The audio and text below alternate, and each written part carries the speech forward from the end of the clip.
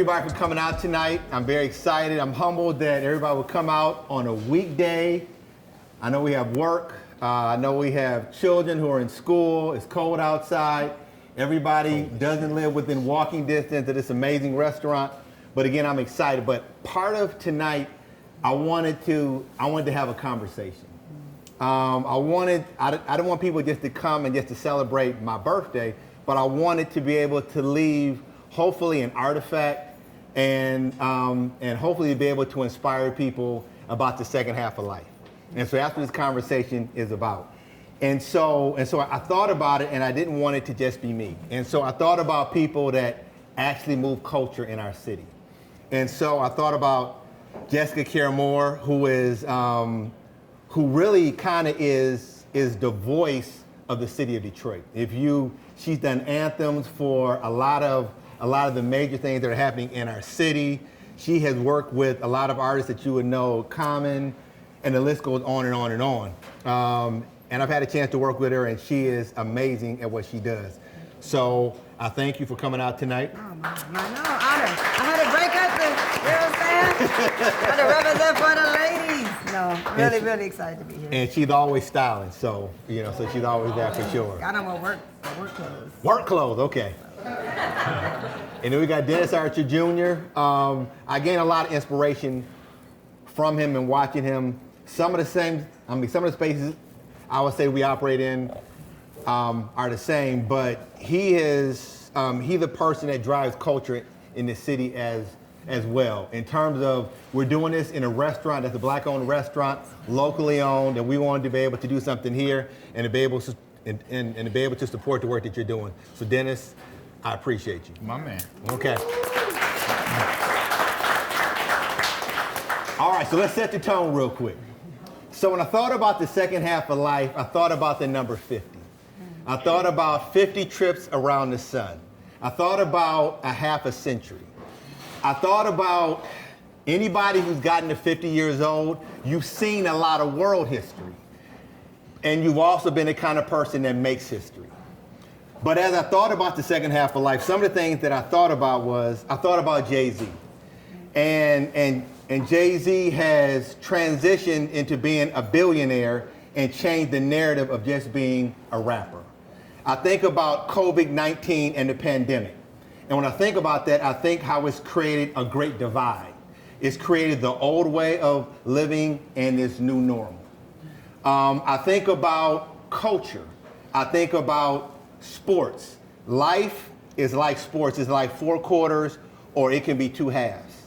And you don't win just winning the first quarter or winning the first half. Life is about playing the long game. And so this conversation really is about the long game. And so even when I think about the export as it relates back to America, America's great export is not just the fruits and vegetables that we produce. It's not just the products that come out of the United States. It's the culture, to me, is the leading export. Mm-hmm. So when we think about what drives fashion, what drives entertainment, the music, and the things like that, those are the things that I think about in terms of this conversation and how we can impact culture and leaving a legacy.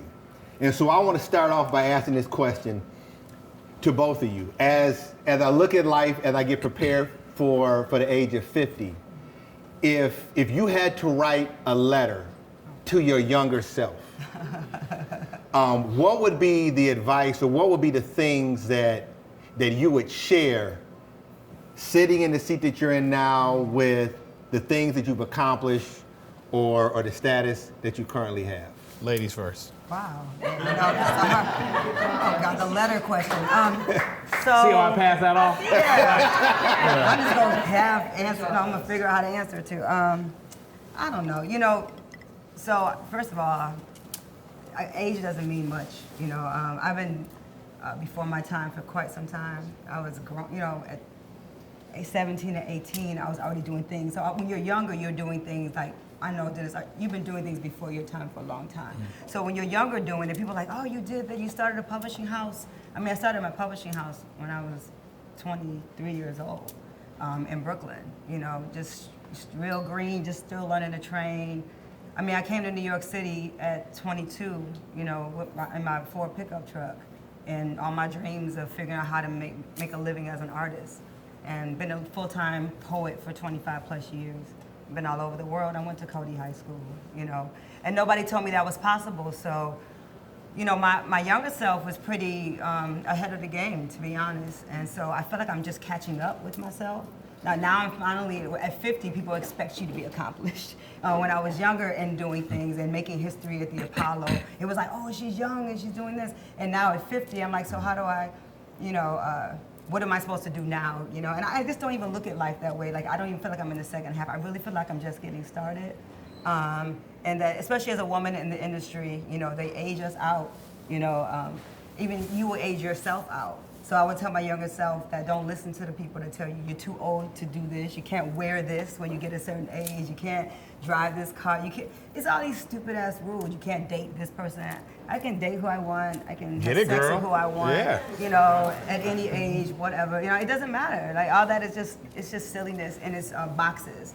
So I would tell my younger self, don't ignore the boxes and be fearless. And when someone tells you, you know, that's poetry doesn't belong in that space, tell them to. You know what I mean? That's what I would tell them. Sorry. Tell them to go away. But whatever. Okay, let's keep it clean. Let's keep it clean. Okay, tell them to go away. Well, I don't know. When you turn 50, you don't have to keep it clean anymore. I'm so grown up in Central Kitchen. We so grown right now. And so even I don't even know what clean is. But yeah, so that's what I would say. But I also want to say, yeah, it is an illusion. And that, like, even as a woman, especially turning, I mean, when I put my flyer off my 50th birthday party, people thought I was joking. They were like, oh, that's a funny joke. I'm like, no, I've actually been live that long. You know what I mean? I've been in this work that long period of time. And, you know, people have ideas of, you know, at 50, I thought even myself thought I would feel old, and I don't. I feel better. When I turned 30, I felt better than I was than when I was 20. When I turned 40, I felt better than 30. And at 50, I feel better. I'm in my best shape of my life. I'm in great shape. I eat well. I'm healthy. I'm mentally sane. I'm drug-free. I'm good. You know what I mean? Just trying to get the little boys off me. Other than that, I'm good. But on some real talk, because you would talk yourself out of your own. If you start thinking how other people think about what 50 is, what that's supposed to mean to everybody else, then you will turn down I just shot my first feature film at 50. My birthday party was my rap party for my first feature film. I did that. Thank you. It was hard. I raised almost $400,000 by myself to shoot my film. And I wasn't gonna be the lead in my own film. I was thinking about the industry. I looked at myself the way Hollywood would look at me. Oh, you're 50, you know, we'll cast somebody that's, you know, early 30s. I was like, I'll just coach a little young sister, help her, you know, with the poetry that she can't really do as good as me, but I help her get there. So I was gonna write myself out of my own story. And then Qasim Basir, my director, was like, you gotta do your own movie. No one else gonna tell the story the way you can. And he's dope too, by the way. Qasim is amazing. From Detroit. Yeah. My director, Qasim Basir, shout out to Qasim. And convincing me, this brother, like, that you have to, and when I was thinking, second guessing myself.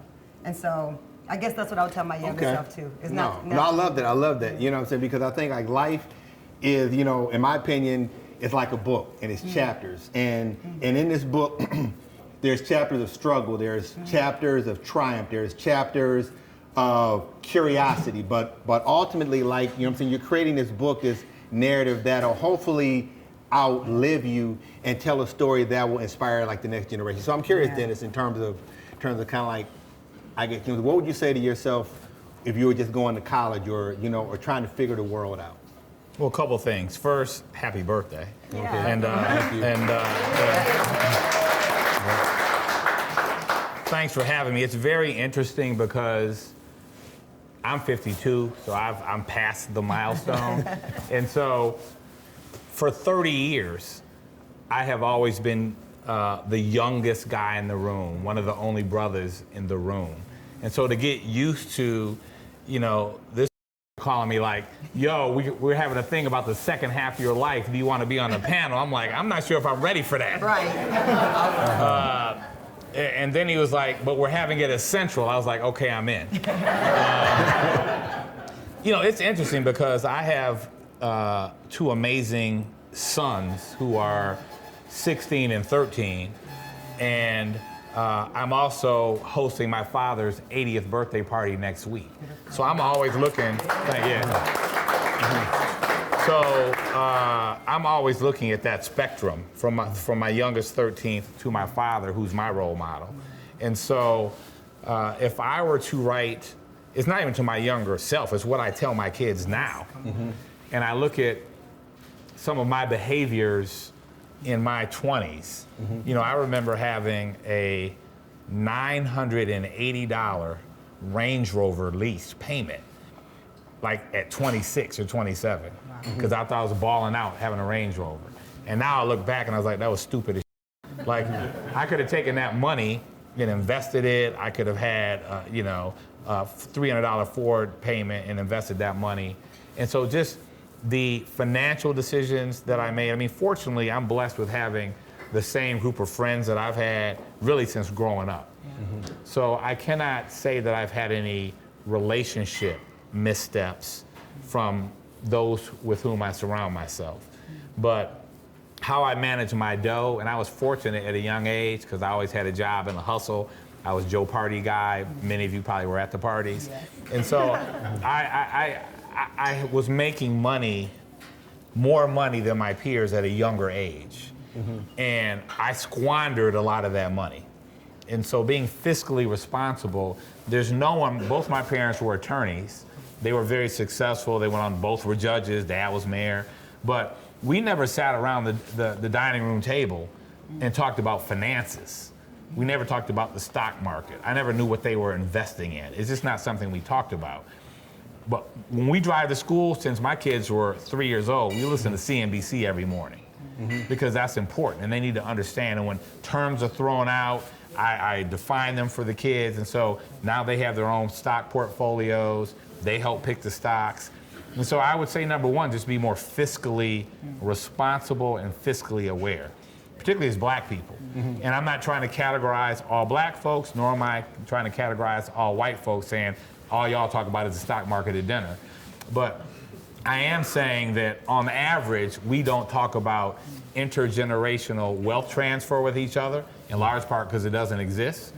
And we don't talk about finance. So for any of you all that have children, and you're not doing it now, I would say the most valuable thing you can talk to your children about is a responsibility about money and finance. I was a captain, went up to the University of Michigan. They sent me that credit card, MasterCard with $500 pre-credit. That money was gone that weekend. And then I had to call home like I want a credit card. And so I don't want my kids to do that same thing. And I would also just say pick your friends and those who you keep in your inner circle, pick them with some level of discipline. Because number one, the people that you surround yourself with define who you are, whether you know it or not, or like it or not. And you know, just be careful with whom you place your trust. Because it is, you already know. It is, I've been burned by that. Fortunately, it was in my 20s, but I learned from it and I haven't made the same mistake again. And so, be fiscally responsible, be careful who you surround yourself with, and don't just trust everybody. No, I love that, I love that. So I want to shift real quick because I know we spent a lot of time. We got 16, they're saying we had 16 minutes already. Okay. You know, we burned all the time already on the first question. Is that 16 minutes left? No. Or 16? No, that's our, you know what I'm saying? So we into it for 16 minutes. So we'll probably get just a couple more questions and we'll probably bounce out of it like from here. So I was having a conversation with Seth Godin. He's probably one of the most thoughtful people in the area of marketing. And so we had this yes. And so we had this conversation about genius. And he said, Hajj, he said the average person operates in their genius for about 5 minutes a day. And it got me thinking, and I was doing the mental math of how many minutes, how many seconds, and hour in every single day. And I began to really think about like what does it mean to operate in your genius, right? And so even for both of you, and we need like short answers on this one. What's he trying to tell us? I don't know. Are we long-winded? Are we long-winded? I don't know. I mean, you invited us up here. We're trying to talk to you. You know what I'm saying? We have a lot to say. So if we were to share with people, like, you know what I'm saying, how did you find the thing that you love to do at an early enough age in life. I know I had a lot of friends that went into the fivefold ministry and went that route. I knew that I wasn't called to do that. I knew for me, I wanted to go into business. I have college roommates who are here, who I used to have on my door. I had this sign: "In this room dwells Hajj Flemings, CEO and founder of a multi-million-dollar corporation that'll glorify God." And I remember like having that on my door. So I knew that I wanted to do something like that. So how did you identify your North Star, or what did you want to do early? Can I go? Because I'm gonna be real quick. Okay. I have always loved to entertain. Yeah. Shocker. And so I watched my parents entertain. I watched the diversity of people that came when they entertained at our home or out and about. And so fast forward, the first party I ever had was my senior year in high school, and I've been doing it from 18 to 52. And bringing a diverse group of people together in an organic fashion and watching the effect that has and watching what blossoms and grows out of just putting people in a room together, people from the streets with people from the suites, city, suburbs, black, white, very wealthy, average Joe, all in a room together and seeing what happens. I take great joy out of that, and that has fostered great relationships, and great relationships have allowed me to grow my businesses. And so it's my passion for entertaining and to make people happy and cater to people that has enabled me to do everything I can. Was that short enough? Yeah, Okay. that was great. That was great. That right. was great. Okay. So I'm a poet. I've been a poet since I was around 9 or 10 years old. Real dreamy little girl on the west side of Detroit. And so poetry found me. I mean, that's a gift that's God and also a lot of craft. I'm studied and well crafted in the craft of poetry. But the thing that I do well is that I fill voids, and I'm a culture creator. And that's something that we desperately needed. When I lived in New York City, it was a big difference from living in New York and living in Detroit. So when I came back after living in Atlanta, living in Brooklyn and Harlem, I wanted to bring some of that energy back to the city. So for 17 years, I've been executive producer of Black Women Rock, because I'm a void filler, because there's not black women in rock and roll don't get played on white rock radio stations, and they don't get played on black urban radio stations. So I like to deal with the people in the gray area. I'm not really interested in who's bringing, I love Mary J. Blige, New Edition, the typical people they're gonna see at maybe the Aretha, like mainstream kind of popular folks. I'm really interested in the people, because I'm famous in some rooms, like cult, crazy famous, like Gil Scott-Heron was famous. Like Gil Scott-Heron was either famous to you or you missed Gil Scott-Heron. Mm-hmm. That's me. I'm either very famous to you or you miss me. Which is, I like that world. I like being able to go to the grocery store. It might get a little harder once this movie come out, but at the same time, my superpower is my gift, is my poetry. But what I have been able to do, similar to Dennis and with other people, is I love watching other people shine. So I love when I bring Black Women Rock to Detroit and people say, I've never seen Kimberly Nicole, I've never seen Joy, and they just figured out who Nona Hendrix was, and all these black women superheroes who not just sing incredibly better than just about every woman you hear on the radio, they actually do incredible things in their community, and their mothers, and they're famous. Like I go to Europe and we do large shows in other countries, and in our own country don't get the love from our own community. Sometimes a lot of times we're performing in front of majority white audiences. Why is that? I hate to interrupt your groove. Because if you look across Eminem, Kid Rock, everybody had to go elsewhere to get famous before they. Why Even is me, that? the reason why I do well is because I left for 12 years and came back to Detroit. Why do you think that is? We got to fix that in Detroit. You know what I mean? That's I think a problem with the industry. Well, especially with what I deal with, being a black woman in the industry. Like, there's a certain thing that they want, and when you're doing something, we kind of raunchy, we rowdy, we might not always be clean, but we're gonna be honest. And I think that people are just looking for numbers. Like, let's say you run in a venue here, people just want to fill up the space. They don't care about creating culture in the space. They don't care who they got. Somebody spinning around. If somebody gonna come to the Dum Dum concert with the Dum Dum person that's got one-word raps, they gonna fill up the space. Now, either we care about culture or we just want to fill up a space. So I'm not interested in filling up a space. I'm interested in making space for artists that need more space. And so we have to get our audiences and our culture more educated about what's available to them, what belongs to them for that matter, because we don't know that rock and roll belongs to us. It's our music. We created it. Rosetta Tharpe, Black women, blues, sped up. That's us. That's us. We are rock and roll. But they sell it to us like it's just Mick Jagger. But Mick Jagger knows it's black music.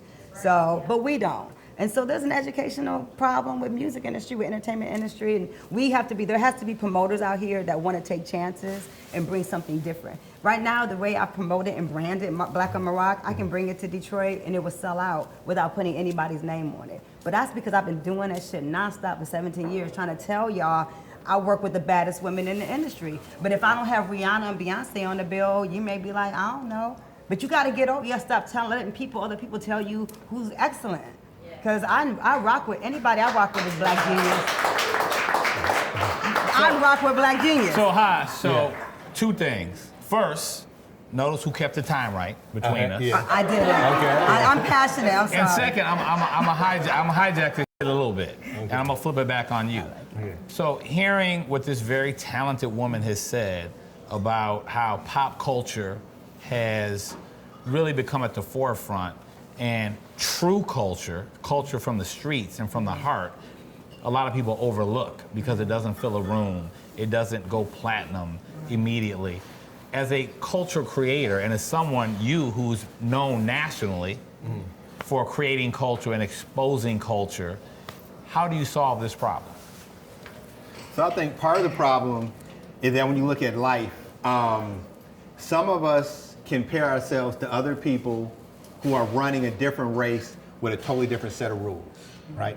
And so what we end up doing is that I think social media has really fostered this to where we try to duplicate whatever's hot, and we hop around to whatever is next. And I think we have to have people who are willing to make personal sacrifices, financial sacrifices, to create stuff that actually matters. That's right. At the end of the day, if all we want to do is just, you know what I'm saying? So for me, I believe that the new luxury is freedom. It's not just having money, it's not just having stuff, but the stuff allows you the autonomy to be able to work on things that actually move culture and do things that matter. And so for me, but there's a heavy price tag. It's a heavy crown. Freedom has a very heavy crown to it. Most people want it, but don't understand the weight that comes along with that. And so when she talks about she spent 17 plus years in the grind doing what she's doing, there were other people who were probably making more than what she was making, but she loved what she was doing. I take an L every time I produce Black on Morocco, because it's not about me making money. I do it to support the voices. But that's what moves culture. Yeah. Or you taking a chance and opening up a restaurant when the restaurant business is one of the toughest businesses to be in, right? And taking those kind of chances. So I think it's first of all being able to support people who are doing the work that we're all doing, and all the work that everybody else is doing, and doing it regardless of whether people know that you do it. Just doing it because you love what you do, and that's what I think it's all about. And so for the people in the room that buy into what you're saying, this is a question for both you all. How can they help with the movement? And we're gonna close with this question right here. We're gonna close with this one right here. Y'all see how I hijacked it at the end? Yeah. And we're gonna close on this one because y'all have been very, very patient. How can the broader audience help with your movement? I like it. Well, for one, Black on Morocco needs to come back to Detroit in 2022. We're working on a national tour. Got a couple, so they got Newark and Chicago locked in, but we don't still have funding to bring it to anywhere in Detroit. So get my information, Jessica Care Moore on Instagram, everything. So we're looking for sponsors for Black on Morocco to bring it back to the city where it is annual. There we go. So, and it's on tape. I'm in. All y'all heard it. I'm in. We're gonna bring Black on Morocco back, and also that's what we need. We need sponsors and funding. Because if I was let me just be, and I'm not trying to diss anybody, but if I was a white girl producing a major rock concert and doing the educational work that the women in Black on Morocco have been doing for 17 plus years, I would have major corporations behind me 100%. And people was like, why don't you have sponsors? I said, because they don't want to give powerful Black women money. Why do you think? And there's a reason for that. And so we need brothers like you who think black women being powerful and being empowered is something to fund and something worthy. I did a black women rock camp for girls for free at Dime. For free. We all taught for free for 6 weeks. Made 3 bands with like 30 girls. We didn't make a dime at Dime. Dime gave us the space. We had but they gave us the space, and so we took it and we taught and we did the work. So that's what sustainability and making sure that we can do this work is needed, but we have to have people who are doing social entrepreneurship, who want to come to the table to help people like, they're doing the kind of work that I'm doing. So Hajj, as I wrap your birthday party, what are you doing now that you are most excited about? So there's a couple things. One is that I'm launching this thing called Modern Athlete. 2 years ago, I was diagnosed and I had a tumor, and I got this tumor removed, and it made me really think about life in a totally different way. So I had a choice. It was either I was going to get chemo or radiation or go the holistic route. I decided to go the holistic route. Things are coming along amazing in my life.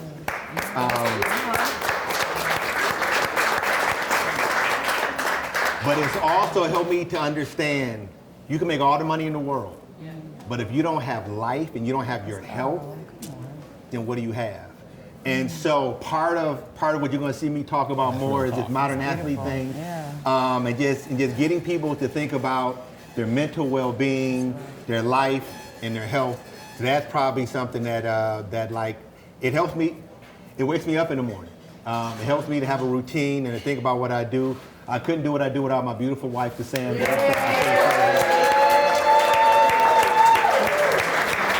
That's a big thing for me.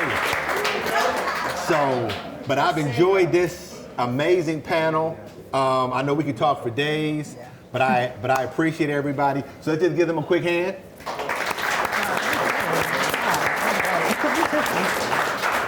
So thank you very much. I think we're going to jump into the next part. Okay. We got right here. Put your hands together one more time. Before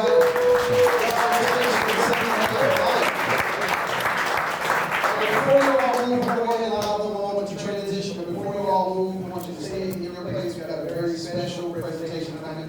I do know that Hajj is aware of this. But you guys can just kind of hold tight right there. The woman in herself is going to give us something special. What she is a specialist. So put your hands together. I just got to get a shout out to you for calling out. Can y'all hear me? Okay. What I'm gonna do? Okay, so guys, give your attention right now to Jessica, and she gives us. I'm gonna do a poem. So listen, Cassandra, thank you. Your beautiful wife. Y'all been texting me at the same time. You're not going to have us crying and stuff. No, Right. but yeah, I just want to say that you guys are beautiful. You really inspired me to text messages at the same time with her trying to get me here to do a poem and you trying to get me to do a panel and then tell each other. I thought that was very cute. So I was gonna do one thing, but it's a little long, so I'm just gonna do a short piece. And this is called "Where Are the People?" And I know Hajj, you love Detroit, and so this is dedicated to. I grew up here and I went to Wayne State, and so this is dedicated to the people of the Cass Corridor, which y'all might, if you're new to Detroit, they might call it Midtown. That's branding. My babies I mentor at Detroit School of the Arts asked me where the Cass Corridor was. And I was like, you're sitting in it. And because they've been marketed to too, and they don't even know the history of the city that they go to school in. So this is called "Where Are the People?" And so it's for you, Hajj, but it's also Cassandra, your beautiful wife, man. She's been texting me. I love you. She's dope. We've been talking nonstop. Okay. Where are the one-way tickets? Who signed the death certificates? Where are the magicians, the madmen, the toothless, the smoothless, the poets, the corner store prophets, the bus stop historians, the traffic stoppers? Where are the people? Where are the blues? Under which pile of gravel? Where are they buried? Hurricane Cass Corridor. Where is the soil, the soul, the socks, the soles, the shoes? Where is the heroin? Where are the pills? Where are the women? Where are the thrills? Where is Cass Corridor? My student asked. Is it a building? Is it this way? Is it that way? Your school is sitting in it. I answer you, is it? The dogs are walking the people. The dogs have parks. The parks don't have children. Where are the people? The stepped over, the forgotten Holocaust, the fragile, the beautiful, the fast talkers, the backward walkers, the 3 a.m. stalkers. Where did they take them? When will they return? Where is the balance? Where is the money? Where are the schools? Where are the people? We all got Wi-Fi, nobody getting high outside. Where are the beds? Where is their heads? Where are the recognizable street signs? Where is Joe Louis? Where are the black people? My white neighbor asked me, Jessica, where are the black people? Where are the chosen people? Where are our hearts, our guitars, our bass players? Where are the anointed, the children of God? Where is the sage, the holy water? Where is the black imagination located? How much does it cost per square foot to rent there? Is there a rent to own your own black imagination option? Where are the couples fighting in the alleys? Where are the purple flavor Mad Dog 2020 labels? Y'all don't know about that. Where are the needles? Where is the good time? Where did all these goddamn bike lanes come from? Where is the line to simply exist? Where is the painted line to live, to breathe? Where are the parks with swings? Where are the children supposed to live? Where are the children supposed to run? Where are the twilight teasers, the moonlight mythology makers? Where are the military vets, our mentally ill? Where are the people? Where are the people? Where are the people? San Francisco, Oakland, Harlem, Detroit, Chicago. Do you know? Do you know her? Have you seen them? Did they all die so new Detroit could live? Where's your conscience? Where's this nonsense coming from? Where is humanity? Where are the people, the one-way tickets? The message is still in the bottle. Where are our indigenous? Where are the salt mines? Where are the people? Where are the people? Where are the people? When you find them, please tell them I have an overpriced gentrified cheese and pork pizza with their names on it. Tell them I'm writing for them so they won't disappear without a fight. So. That was dope. Thank That you. was dope. All right. Well, thank you. Happy man. birthday, Hajj. Thank you, thank you, thank you. All right, for the I work that appreciate you it. do. Thank you very much. I love you guys. I love the work that you guys do. And thank you for being a part of this, for sure. My man. Okay. Thank you. I'm Yeah. good. Come on, put your hands